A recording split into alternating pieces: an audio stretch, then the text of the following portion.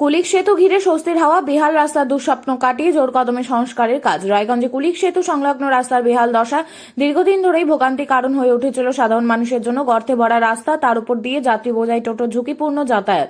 প্রতিদিনই যেন দুর্ঘটনার আশঙ্কা নিয়ে পথ চলতে হচ্ছিল যাত্রী ও চালকদের। কবে হবে সংস্কার, এই প্রশ্নই ছিল সবার মুখে।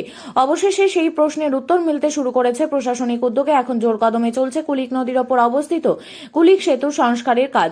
দীর্ঘ টালবাহানার পর দ্রুত গতিতে এগোচ্ছে মেরামতি, জানিয়ে স্বস্তি ফিরেছে স্থানীয়দের মধ্যে। উল্লেখ্য, রূপাহার থেকে বারোদুয়ারি পর্যন্ত শিলিগুড়ি মোড় হয়ে যাওয়া গুরুত্বপূর্ণ জাতীয় সড়কটি নতুনভাবে সংস্কার করা হচ্ছে।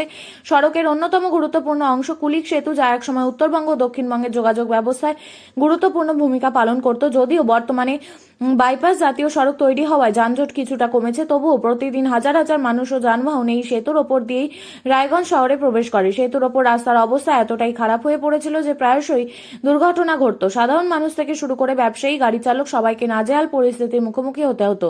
তবে বর্তমানে সংস্কার কাজ শুরু হওয়ায় বদল আসছে পরিস্থিতিতে।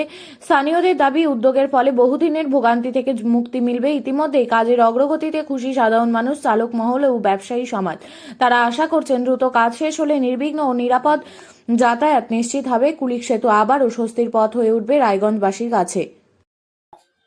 বলছি দাদা, দীর্ঘদিন থেকে কুলিক ব্রিজ, তার যে সড়ক এবং কুলিক ব্রিজের যে কাজ, সেটা খুব বেহাল অবস্থা ছিল। তো ইতিমধ্যে সড়কের কাজ কমপ্লিট হয়েছে, ব্রিজের কাজ চলছে। তো আপনি একজন জেলার বিশিষ্ট সমাজসেবী হিসেবে বিষয়টা কেমন চোখে দেখছেন, কি বলবেন? হ্যাঁ, অবশ্যই ওই রাস্তা দিয়ে প্রায় প্রতিদিনই আমার যাতায়াত থাকে। সেই সূত্রে দীর্ঘদিন ধরে ওই রাস্তা দিয়ে যে চলাচল, তা একটা নরক যন্ত্রণা ছিল। কখনো রাস্তার মাঝখানে বালু, কখনো জল জমে আছে, তার মধ্যে দিয়ে যাচ্ছে। এই করতে করতে বিভিন্ন সময় প্রচুর দুর্ঘটনা ঘটেছে, ছাত্র ছাত্রীর প্রাণ গিয়েছে। এই নিয়ে আমরাও বিভিন্ন সময় পথে নেমেছি, মানুষ আবেদন করেছি, কখনো জোড়াতালি দিয়েছে, কখনো। কিন্তু এই যে কাজটা হচ্ছে, এটা একটা দীর্ঘস্থায়ী কাজ বলে মনে হচ্ছে এবং রাস্তা হয়েই গেছে প্রায় বলতে গেলে। এবং তার আশেপাশে যে রেলিংটা ব্রিজের, সেটাও মেরামতি চলছে। এটা একটা নিঃসন্দেহে ভালো।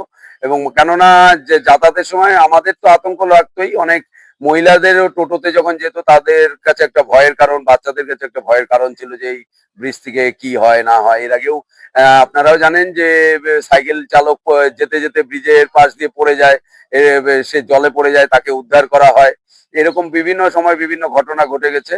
তো সেই দিক থেকে কুলিক ব্রিজটা তৈরি হচ্ছে নতুন করে, যে তার রিপেয়ারিং চলছে, সেই দিক থেকে আমরা অবশ্যই ধন্যবাদ জানাবো এই জায়গাটায় কর্তৃপক্ষকে, যে তারা এখন সংস্কার করছে এবং এটা ভালো দিক। এটা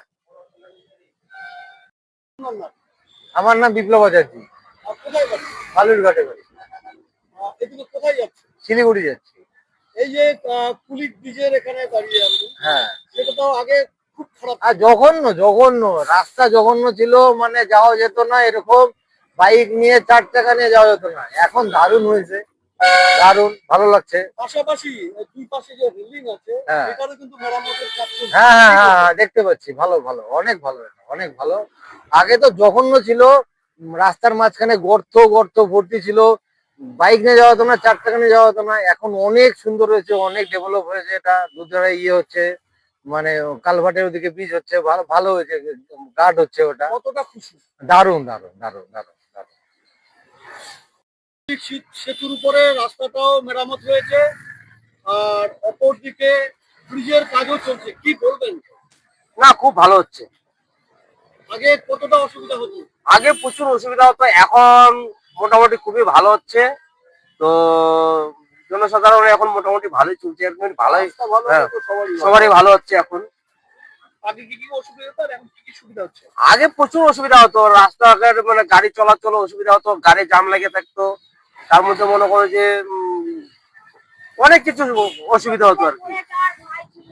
নদীতে পড়ে যাওয়ার ভয় ছিল।